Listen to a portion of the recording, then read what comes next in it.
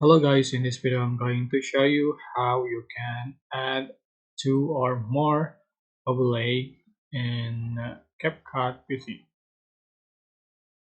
Alright, for example, select image, the main track.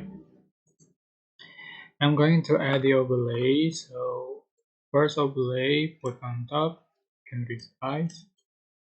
And if you want to add the other overlay, you can select another clip and put on top again. You can resize or just plain the overlay.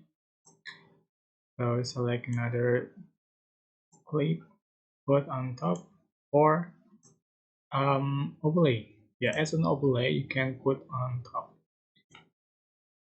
like so.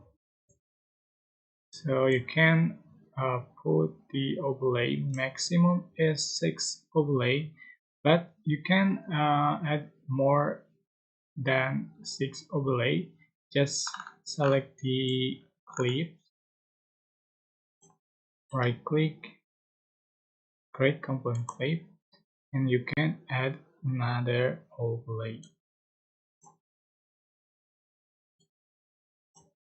like so.